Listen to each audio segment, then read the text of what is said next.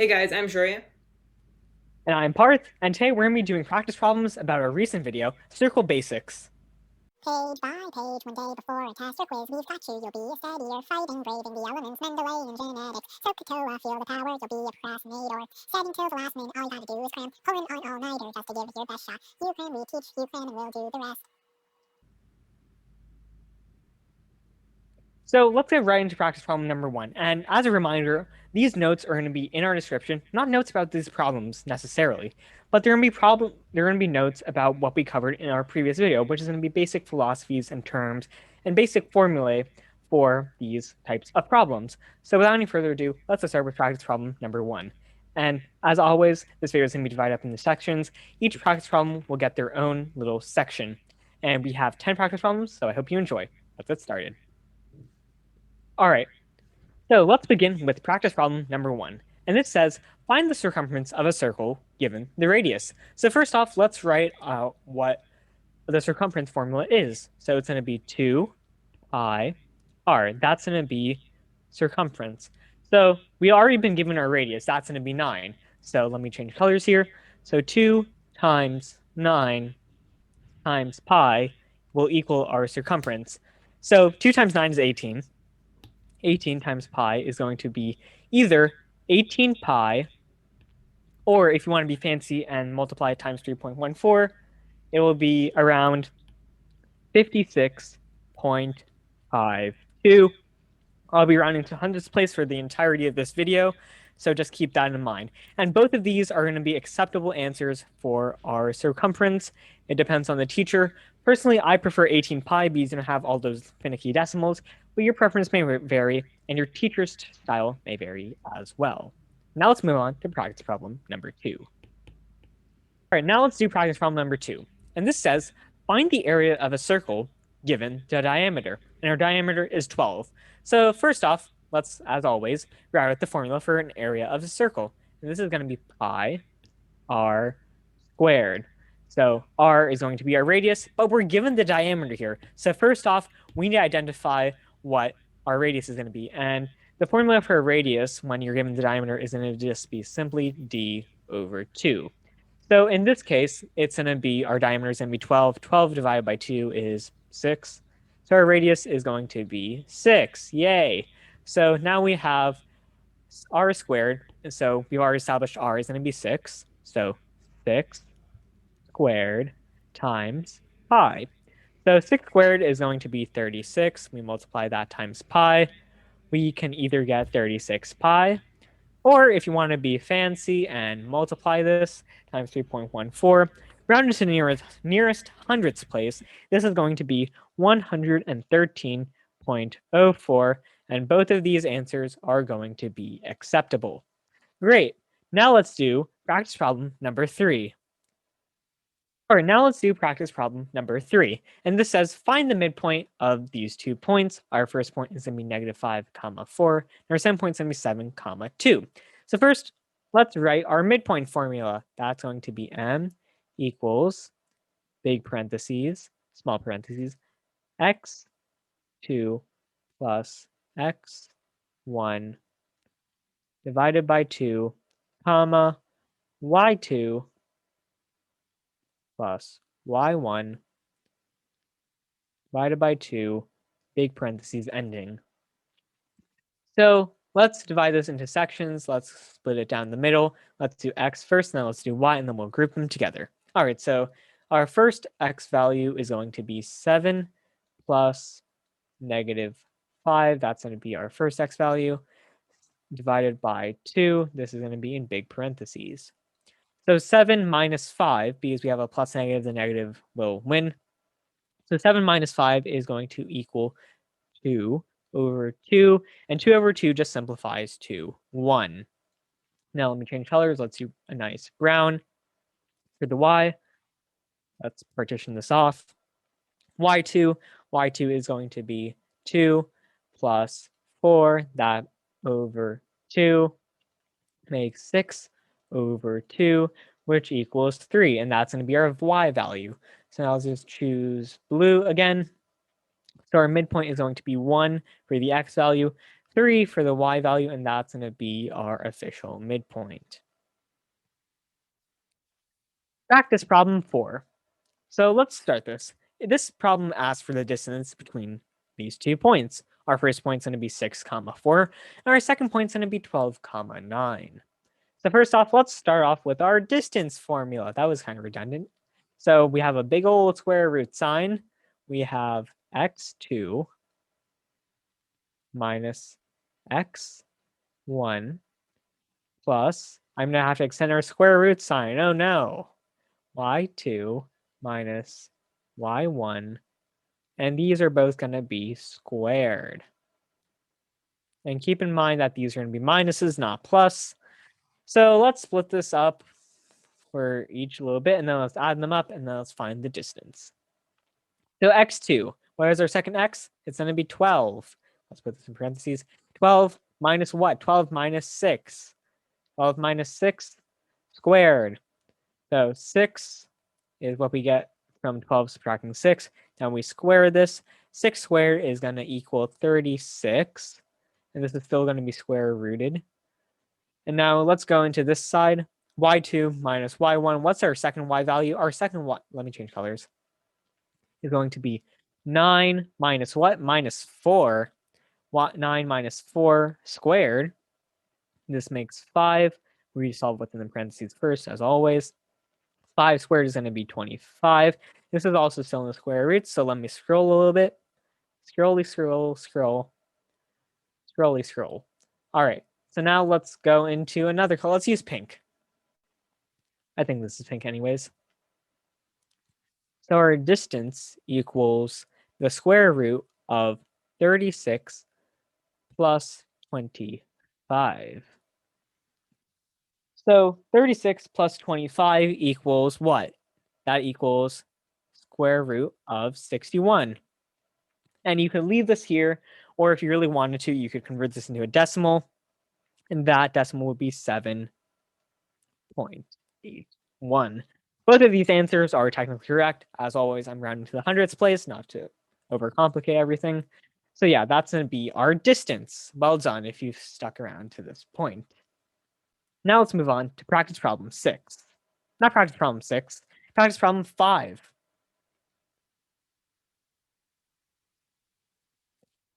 Now let's do practice problem number 5. Find the equation of a circle given the center and the radius. We've been given our lovely center, we've been given our lovely radius. So first off, let's write the formula for an equation of a circle. This is going to be in standard form, not in any manipulated form or anything along those lines. So yeah. All right, so this is going to be x minus, keeping word of the minus, x minus h squared plus y minus k squared equals r squared. And as always, it's going to be all squared. So let's start off. So the h is going to be our x value and the k is going to be our y value. Now that's out of the way. This is going to be x minus 11 squared plus y minus 15 squared. And you might be wondering, why are these both negative? It's because these two are positive and our formula calls for a negative. So negative plus positive, the negative one would win over. Now we have to add our radius. Our radius is 4, so we could have 4 squared. Or if you're perfect, then you could have it 16. What I did there? Perfect square. Ahaha, I'm so funny. So that's going to be our equation of a circle for this radius, but you could either have 16 or 4 squared. 4 needs to be in parentheses, or it could not. It doesn't need to. Don't know why I said that. Also, my apologies. I was supposed to switch into a different color, but I just got caught up in the moment. So yeah, let's move on to problem number 6, and I'll try and use different colors there.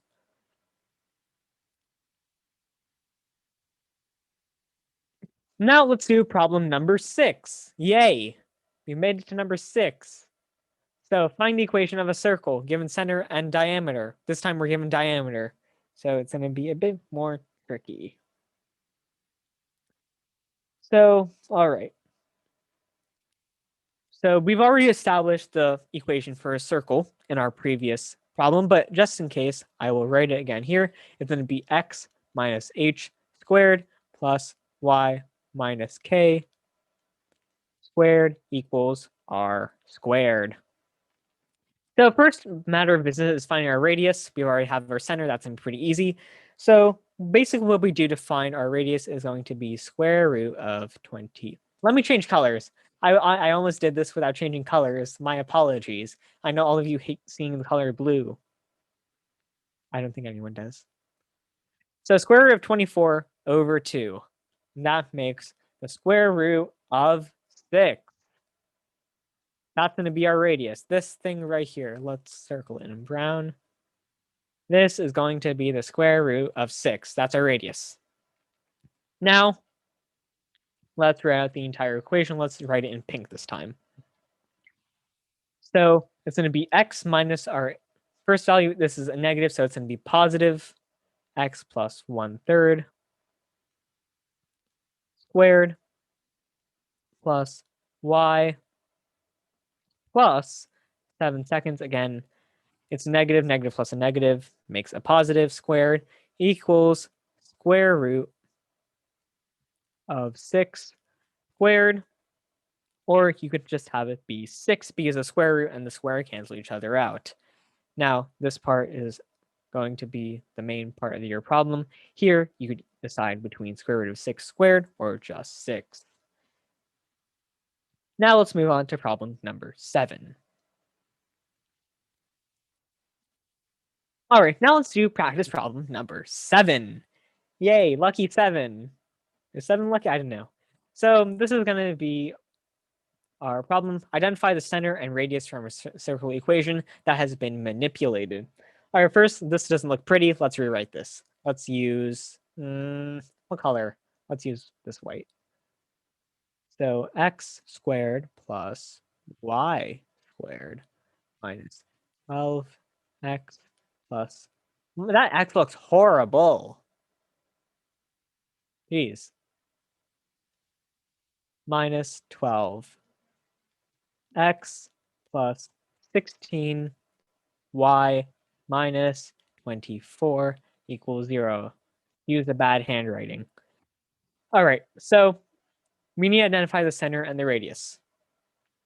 So first off, how we do this is that we're going to start manipulating this equation. So let's move to our normal red. So let's rearrange this equation a little bit. But first, let's add 24 to both sides. Now 24 is effectively gone from here. Now we can work on reordering this equation. Then we'll add 24 to that side. So let's have it be x squared plus, no, not plus. This is going to be a minus 12x plus y squared plus 16y equals positive 24. And let's parentheses this. This is going to be in parentheses. And this is going to be in parentheses. You'll see why in a moment. Now let's expand this about how we're actually going to find our radius. We have our center in here, but let's do it the proper way, not use a shortcut. So now if we expand this, it's going to be x squared minus 12x plus m. I'll tell you how to solve for m in a moment.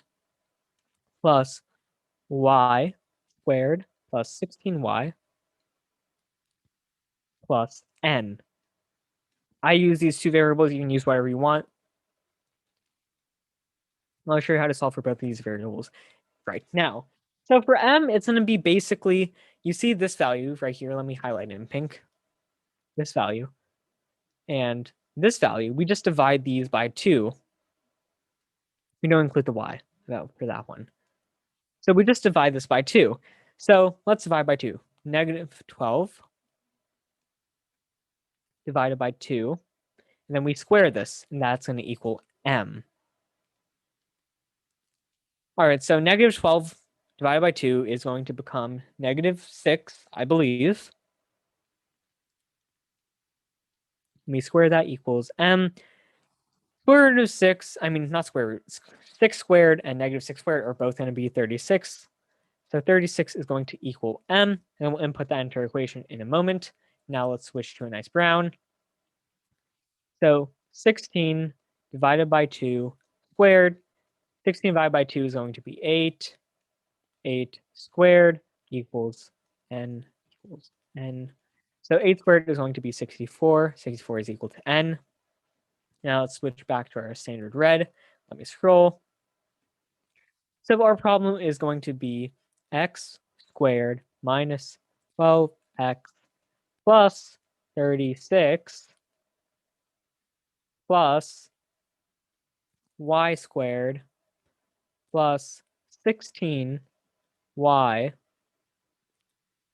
plus 64 equals 24. And then we also add m and n here.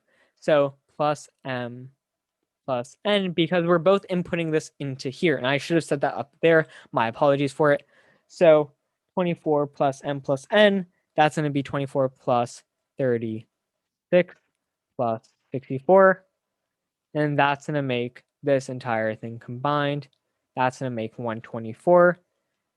And that's going to be our radius squared. So now over here, what do we do here? Let's switch back to red now for realsies.